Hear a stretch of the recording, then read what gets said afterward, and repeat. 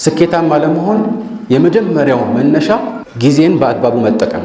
ታላላቅ የኢስላም ሊቃውንትን የተለያዩ መጽሐፍትን ያዘጋጁ ትልቅ የዕልም ውርስን ትተውልን ያለፉ ዑለማዎችን ስንመለከት አብዛኛዎቹ ጊዜያቸውን በአግባቡ የሚጠቀሙ እንደነበረው ማየት እንችላለን። ይህ እንግዲህ አላህ ለሰዎች ከሚሰጠው የጊዜ በረካ ባሻገር መልካም ስራ መስራት በህይወት ላይ የሚንጸባረቅ በረከት አለው።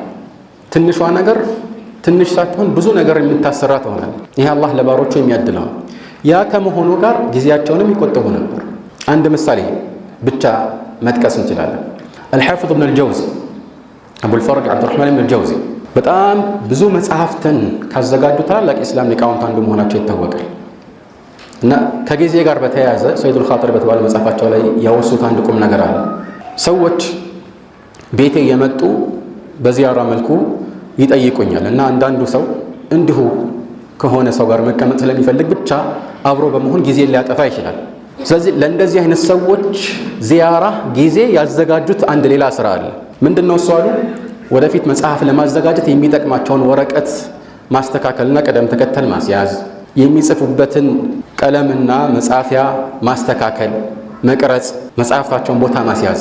ይህንን ለእንዲህ አይነት ጊዜ ያደረጉት ምክንያቱም እንዲህ አይነት ተግባራት የአእምሮ ትኩረት ይህን ያህል የሚያስፈልጋቸው ስላልሆኑ ከሰው ጋርም ሆኖ በዚህ መልኩ ሌላን ጊዜ ከማጥፋትና ከማባከን ይህንን ጊዜ መጠቀም ይችላሉና ማለት ነው።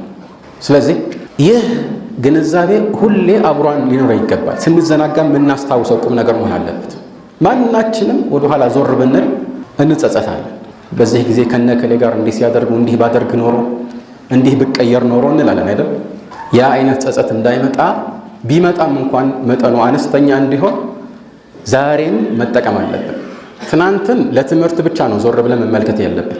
ዋናው ቁም ነገሩ ዛሬና ነገ ላይ ነው ያለውና